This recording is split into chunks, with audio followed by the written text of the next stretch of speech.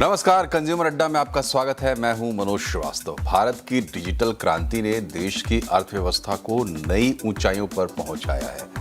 Digital payment, 5G expansion और व्यापक digital public infrastructure ने नागरिकों के जीवन को सुगम बनाया है, आसान बनाया है, लेकिन इसके साथ ही देश का साइबर थ्रेट सरफेस भी तेजी से बढ़ा है। मतलब जहां पे साइबर हमलों का खतरा, यानी वो क्षेत्र जहां साइबर हमले हो सकते हैं। साइबर सुरक्षा फर्म लिथांस टेक की report building a cyber resilient India के आंकड़े इस बात की तस्दीक करते हैं कि साइबर स्पेस अब सिर्फ आईटी विभाग का विषय नहीं रहा, बल्कि राष्ट्रीय सुरक्षा का प्रमुख स्तंभ बन चुका है। तो ये जो लिसांथस टेक की रिपोर्ट है, इसके मुताबिक 2025 में देश भर में 26.5 करोड़ 265 मिलियन से ज्यादा साइबर अटैक की कोशिशें दर्ज की गई हैं, जो साइबर अपराधियों की बढ़ती सक्रियता को साफ साफ दिखलाती है। एक साल में साइबर सिक्योरिटी सिस्टम्स ने कुल 36 करोड़ 90 लाख यानी 369 मिलियन मालवेयर केसेस की पहचान की है। ये विशाल डेटाबेस देश के लगभग 84,40,000 डिजिटल एंड पॉइंट्स यानी कि कंप्यूटर्स, सर्वर्स, मोबाइल डिवाइसेस वगैरह से जुटाए गए हैं। मालवेयर डिटेक्शन की गति इतनी तेज थी कि प्रति मिनट हर मिनट 702 हानिकारक प्रोग्राम पकड़े गए। और भारत की नोडल एजेंसी सर्ट इन ने इस वर्ष 2025 में 29,44,000 से ज्यादा साइबर सुरक्षा मामलों को समाधान किया, यानी केसेस सॉल्व किए। इतने केसेस सॉल्व किए।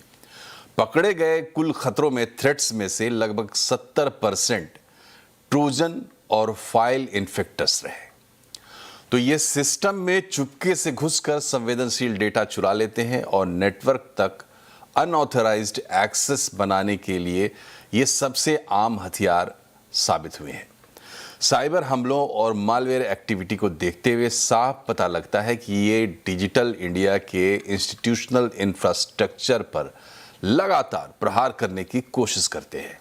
साइबर हमले केवल व्यक्तिगत डिवाइसेस तक सीमित नहीं है, देश के प्रमुख इकोनॉमिक और सोशल सेक्टर्स को टारगेट कर रहे हैं। उदाहरण के लिए, औसतन हर भारतीय संगठन इंस्टीट्यूशन को हर सप्ताह 1,000 से 2,000 साइबर हमलों का सामना करना पड़ा। शिक्षा, हेल्थ और मैन्युफैक्चरिंग पर सबसे ज्यादा हमले हुए हैं।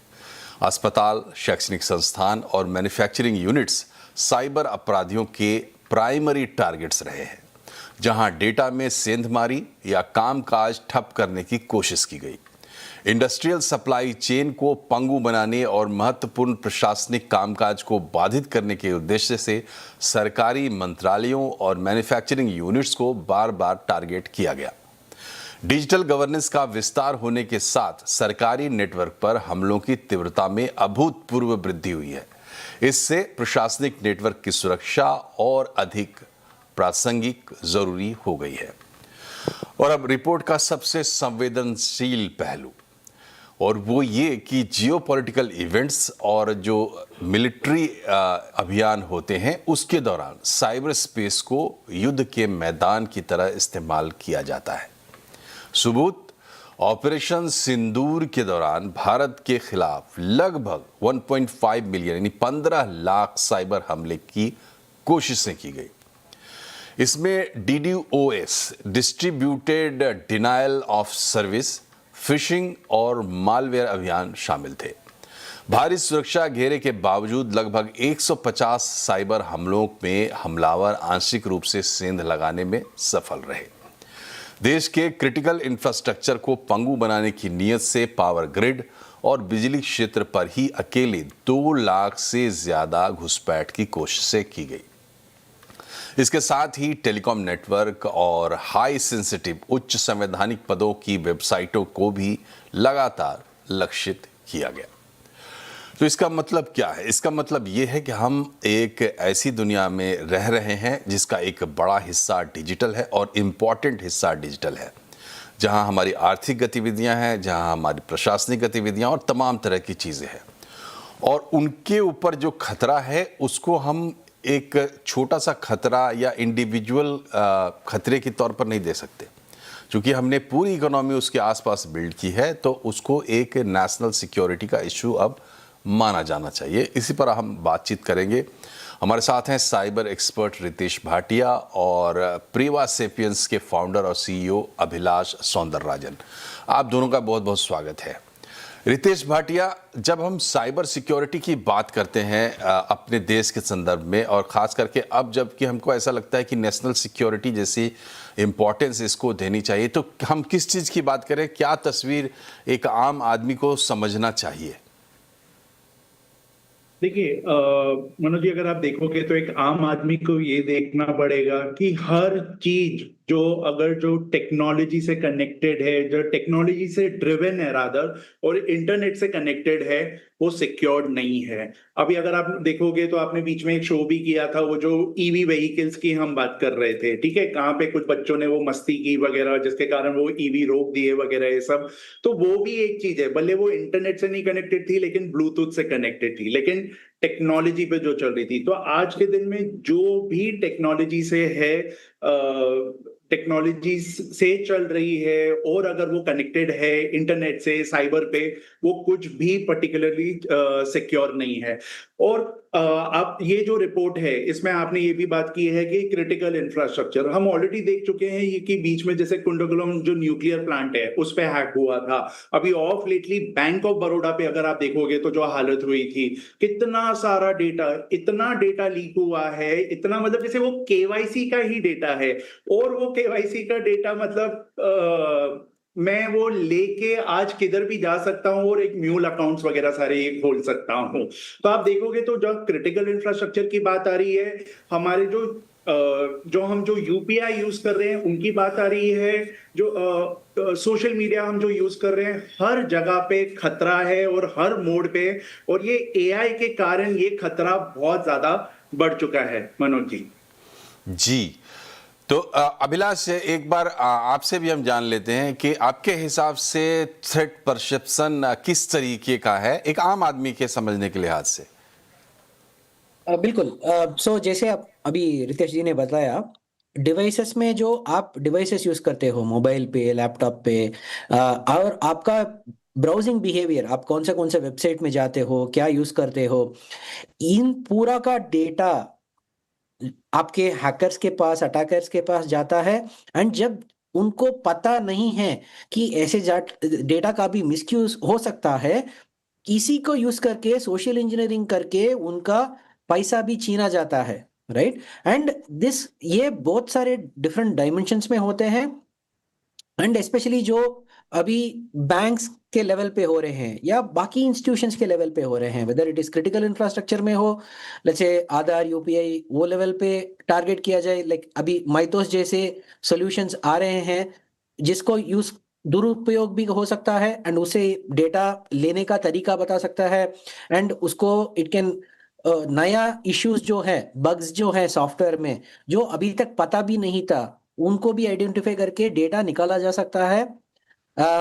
ये सिर्फ मोबाइल डिवाइसेस और लैपटॉप्स में नहीं है, बट एंटरप्राइजेस लेवल पे भी, बैंक्स में, लाइक इंश्योरेंस कंपनीज में, सबका डेटा निकाला जा सकता है, जो बहुत ही क्रिटिकल है ये। बिकॉज आज के जमाने में पूरा, जैसे आपने बताया, आपका हमारा पहला लेयर आधार है, यूपीआई है, उसके ऊपर पूरा डिजिटल इकोसिस्टम बना हुआ है, राइट? तो इसमें जो भी प्रॉब्लम्स होंगे, ये बहुत अहम होंगे, एंड ये पॉपुलेशन स्केल पे होंगे, इसलिए इसको प्रोटेक्ट करना बहुत ही आवश्यक है। अभिलाष, ये बताइए कि अब जैसे ये जो पूरा सिनारियो है, 2 मिनट के लिए हम एआई को अलग से सोचेंगे, एआई के बारे में अलग से विचार करेंगे, लेकिन ऑलरेडी जो डिजिटल इंफ्रास्ट्रक्चर हमने बनाया है, जिस तरीके से हमने अपने आप को डिजिटाइज किया है, फिलॉसफी लेवल पे हमारी तैयारी क्या है या क्या होनी चाहिए दुनिया के दूसरे देशों में, चाहे हम यूरोप की बात करें या यूएस की बात करें, चाइना एक अलग तरीके से इन चीज़ों को हैंडल करता है। तो एक आइडियल फिलॉसफिकल सिचुएशन क्या बनती है जो हमें सोचना चाहिए और उस पर आगे बढ़ना चाहिए, और हमारी पोजीशन अभी क्या है? मनोज जी, अगर आप फिलोसफी की बात करें और स्पेसिफिकली अगर आप यूरोप की बात करें, वेस्ट की बात करें, हर जगह साइबर सिक्योरिटी हो या कोई भी सिक्योरिटी हो, किधर भी जब भी सिक्योरिटी की बात आती है, फिर वो मॉल्स में क्यों नहीं हो, फायर सिक्योरिटी क्यों नहीं हो, वाटर सिक्योरिटी हो, कुछ भी नहीं क्यों नहीं हो, वहां पे it is always security by design and security by default. Privacy को ही देख लीजिए, कुछ भी चीज जब बनाते हो तो उसको जब डिजाइन करने के टाइम पे privacy by design and privacy by default, यानी कि अगर आप देखोगे तो एक आसान भाषा में अगर आपको मैं समझाना चाहूँ ये फिलोसफी क्या है, और ये मैं बोल रहा हूँ सिर्फ साइबर नहीं है, कोई भी सिक्योरिटी की आप बात कर लीजिए। आजकल से वो अगर एक एयरपोर्ट बनाते हैं, ठीक है, एक नवा एयरपोर्ट आ रहा है छोटे से शहर में, वो लोग ये पूरी तरीके से देखेंगे कि अरे यहाँ पे अगर आग लग गई तो क्या, यहाँ पे अगर कुछ एक्सीडेंट हो गया तो क्या, यात्री लोग को कैसे हम बाहर निकालेंगे, क्या फायर एक्सटिंग्विशर चालू हो जाएंगे कि नहीं, क्या अगर इधर कोई एक गन अटैक हो गया है या कुछ भी हो गया ऐसे। तो ये जब वो लोग डिजाइन स्टेज पे रहते हैं तो वो लोग उस टाइम पे सोचते हैं कि क्या है, ये मेरा डिजाइन सिक्योर्ड है कि नहीं। और बाय डिफॉल्ट मतलब क्या, जब मैं डिजाइन बना रहा हूं, जब मैं ये प्लान कर रहा हूं कि मुझे ये एक एयरपोर्ट, तो पहला पहला मेरे दिमाग में आता है सिक्योरिटी। जैसे कि अगर मैं वही बोलता हूं, अगर एक किसी ने एक नवा थिएटर बना रहे हैं, वो एक क्या बोलते हैं इसको, मल्टीप्लेक्स बना रहे हैं, तो वहां पर क्या होने वाला है, वो यही देखेंगे कि क्या अगर इधर आग लग गई तो क्या हमारे जो गेस्ट है वो निकल पाएंगे कि नहीं। होटल्स में भी वही होता है। तो by default and by design वो लोग पूरा ये सब बनाते हैं, और यही फिलॉसफी हमको चाहिए। हम जो भी टूल में करते हैं, हम जो भी सॉफ्टवेयर बनाते हैं, एप्लीकेशन बनाते हैं, तो क्या वहां पर सिक्योरिटी और privacy by design and by default रहा है कि नहीं। और जहां तक हमारे देश की बात आती है, ये कभी भी नहीं रहा है। हमारे यहाँ पे कभी भी हमारे यहाँ कल्चर ही नहीं रहा है कि हम सिक्योरिटी को और प्राइवेसी को by design and by default करें। हम हमेशा बात की सोचते हैं कि एक बार ठीक है, जब पूरा डेटा ब्रीच हो गया तब जाके हम सोचते हैं कि क्या होएगा, या तो अगर हमको रेगुलेटर के जब डंडे पड़ते हैं, जब लॉ बन के आता है, तब हम बोलते हैं कि नहीं, चलो अभी हम प्राइवेसी पे ध्यान देते हैं। अभी जैसे वो डीपीडीपी एक्ट की बात कर रहे हैं, क्योंकि हमारा वो डिजिटल पर्सनल प्रोटेक्शन एक्ट आ रहा है अभी, और मई 27 में वो लागू होने वाला है। और अगर कहीं पे कुछ भी लफड़ा हुआ तो 200 से 250 करोड़ की पेनल्टी है। तो जाके अभी सारे लोग जाग रहे हैं कि नहीं नहीं, हमने प्राइवेसी का ध्यान देना पड़ेगा। तो ये जो आप फिलॉसफी पूछ रहे थे, फिलॉसफी यही है, security and privacy by design and by default. ठीक है अभिलाष, ये जो बात कह रहे हैं रितेश, ये किस हद तक ट्रांसलेट हो रहा है हमारे सिस्टम में? क्या हमारे पास एक इंटीग्रेटेड कोहेसिव अप्रोच है? उसका कस्टोडियन कौन है? क्या ये पिक्चर क्लियर है? नहीं है तो कैसी होनी चाहिए? एब्सोल्युटली। तो डीपीडीपी जो एक्ट आया है उसके ऊपर रूल भी आया है, नवंबर दिसंबर में लास्ट साल रूल आया था। तो क्लैरिटी क्या करना है करके क्लैरिटी आया है मार्केट में कि आपको कंसेंट लेना है बंदों से। जब आप डेटा, आज तक हम क्या सोच रहे हैं कि मैंने आपसे डेटा ले लिया, डेटा मेरा है, जो बिल्कुल गलत है, राइट। जिसका डेटा है ही वो डेटा का ओनर है, लीगली उसका डेटा प्रिंसिपल कहलाया जाता है। डेटा प्रिंसिपल डेटा का ओनर है, उसको पूरा अधिकार है कि वो बोले कि ये डेटा मेरा है, इसको इसी तरह इसी सिचुएशंस में इसका ये पर्पस के लिए यूज किया जाएगा। अगर उस पर्पस के बाहर वो डेटा यूज किया गया तो उसको ब्रीच मान सकते हैं। फॉर एग्जाम्पल, आपने बैंक को एक डेटा दिया, आपने बोला मुझे सर्विस करने के लिए डेटा यूज करो, मुझे क्रॉस सेल अपसेल के लिए यूज मत करो, क्रेडिट कार्ड मुझे मत बेचो, आपने ये बोल दिया, फिर भी वो यूज कर रहे हैं, तो आप उसको ब्रीच कह के पेनल्टी लगवा सकते हो। आज के तारीख तक इसका एहसास इकोसिस्टम में नहीं है, पर ये बन रहा है। बैंक्स और इंस्टीट्यूशंस ये कर रहे हैं। एंड जैसे जैसे रितेश जी ने भी बताया कि रेगुलेटर जितना इसमें एक्टिव बनते हैं उतना बिजनेसेस भी उसको सीरियसली लेते हैं। फॉर एग्जांपल आरबीआई अभी data governance and A governance के लिए लास्ट महीना गवर्नेंस गाइडेंस दिया है, ड्राफ्ट वर्जन, बिकॉज उसके वजह से बिजनेसेस भी इसको और इंपॉर्टेंस के साथ यूज कर रहे हैं। तो ये बन रहा है, पर ये बाकी सब रेगुलेशंस भी है, फॉर एग्जांपल इंश्योरेंस है, आईआरडीए से भी, ये सब भी अभी स्टार्ट कर रहे हैं। पर हमारे बिजनेसेस के बीच में ये है कि जब रेगुलेटर आएगा करेंगे वो गलत बात है। ये ट्रस्ट के ऊपर है, जितना हम करेंगे उतना ट्रस्ट मिलेगा। आप अगर वेस्टर्न वर्ल्ड में देखेंगे तो पूरा बिजनेस ट्रस्ट में जाता है। एप्पल एडवर्टाइजमेंट देता है, एप्पल प्राइवेसी के ऊपर देता है, बिकॉज एप्पल को पता है कि अगर वो रेजोल्यूशन पे जाए या पिक्सल्स पे जाए या बैटरी चार्ज पे जाए तो दूसरे कंपनीज उसको इजीली आगे चले जाएंगे उसके आगे, राइट। पर जब वो ट्रस्ट में करता है, प्राइवेसी में करता है, वो बोलता है कि यार मेरा प्राइवेसी सबसे अच्छा है, आप जो मेरा फोन यूज करके करोगे मैं गवर्नमेंट को भी नहीं दूंगा, राइट। जब वैसे वो बोलते हैं तो ट्रस्ट भी इंप्रूव होता है एंड उसका प्रोडक्ट भी प्रीमियम इसीलिए बन जाता है। तो privacy is a business value proposition and it's a source of trust. ये इंडिया में जो बिजनेसेस है उनको ऐसा होना चाहिए, ये बहुत अहम है। जी रितेश, देखिए इनकी बात से एक सवाल मेरे मन में आया कि अब इंडिया में तो हमने स्मार्टफोन उन लोगों को भी हाथ में दिया है जो बेसिक लिटरेसी जिनके पास नहीं है, forget about English language and all. तो दूसरी तरफ ये है कि हमारा जो कंज्यूमर है वो इतना अवेयर नहीं है, उसको वो इतना सेंसिटिव नहीं है कि किसी कंपनी का परफॉर्मेंस इस बात पे निर्भर करे कि वो कितना सिक्योरिटी दे रहा है, प्राइवेसी को कितना ऑनर कर रहा है। हमारे यहाँ लोग कह देते हैं कि भाई प्राइवेसी का क्या करना है, हमारा डेटा गया तो गया। तो ये भी एक बहुत बड़ा चैलेंज है हमारे लिए कि लोगों को, जो कंज्यूमर है, जो एंड यूज़र है टेक्नोलॉजी का, उसमें शायद अवेयरनेस की कमी है। मैं ये नहीं कहूंगा उनमें अवेयरनेस की कमी है, क्योंकि मैं अगर आपको वापस से ये उदाहरण दूं कि आप जब मॉल में जाते हो या एयरपोर्ट पे जाते हो तो क्या आप एक छतरी लेके जाते हो कि इधर कभी भी पानी गिर सकता है एयरपोर्ट के अंदर? क्या आप एक फायर सूट पहन के जाते हो कि इधर कभी भी आग लग जाती है? तो वो जो जवाबदारी होती है ना, वो उस एयरपोर्ट वाले की है, वो उस मॉल वाले की, वो उस सिनेमा वाले की है जिसने वो चला है। तो वैसे ही मैं अगर आपको एक बात बताऊं, आपको आज एक अकाउंट खोलना है, आपको एक क्रेडिट कार्ड लेने गया, आपको भी पता है आपने एक इंक्वायरी की और आपको उस दिन में 50 कॉल तो आएंगे ही आएंगे। लेकिन मेरे को एक बात बताइए, आपने एक बार क्रेडिट कार्ड ले लिया, उसके बाद आपको एक भी कॉल आता है कि आप अपने लिमिट्स एकदम कम रखना, आप इस पर्टिकुलर चीज को एक्टिवेट मत करना, अगर आप इंटरनेशनल नहीं जा रहे हो तो उसको एक्टिवेट मत करना, आपको कोई एक भी कॉल आता है उससे रिलेटेड नहीं रहता है। तो मैं यही कह रहा हूं, इतने सालों से इनकी जवाबदारी का क्या, हमेशा घूम फिर के हम एक यूजर के ऊपर क्यों आ जाते हैं, कंज्यूमर के ऊपर क्यों आ जाते हैं? और कंज्यूमर अड्डा कंज्यूमर्स के लिए है, राइट, और हमने उनके हक के लिए ही लड़ना चाहिए। तो ये लोग क्या कर रहे हैं, हर बैंक में अगर आप देखोगे, ये आप बोलते हो डिजिटल अरेस्ट हो रहा है वगैरह, ये सब डिजिटल अरेस्ट हो रहे हैं, ठीक है। आपने लिटरली फिजिकल अरेस्ट कितने किए हैं जो ये डिजिटल अरेस्ट कर रहे हैं? ठीक है, आपसे अरेस्ट नहीं हुए, कोई बात नहीं।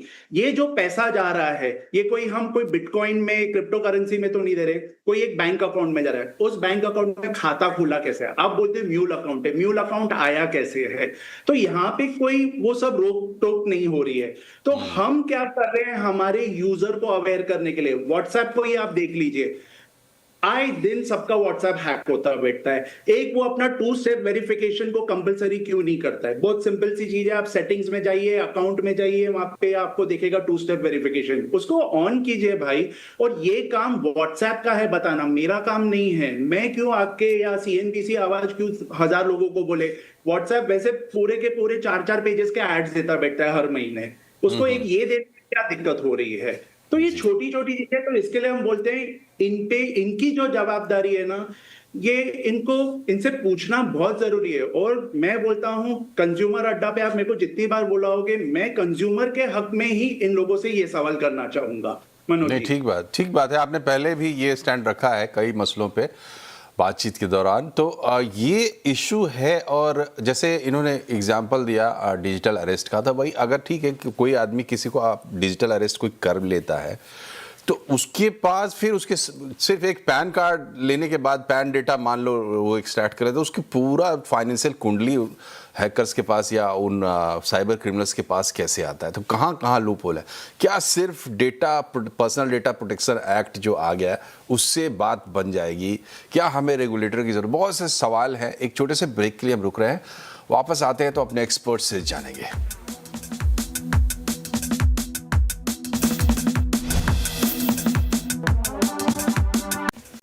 ब्रेक के बाद एक बार फिर से आपका स्वागत है। आज कंज्यूमर अड्डा में हम बात कर रहे हैं साइबर सिक्योरिटी की, क्योंकि साइबर सिक्योरिटी अब हमारे लिए नेशनल सिक्योरिटी का इशू भी है, क्योंकि हमारा सारा जो कामकाज है वो ऑनलाइन हो रहा है और एक जो वल्नरेबल एरिया बनता है वो बड़ा से बड़ा लगातार होता जा रहा है।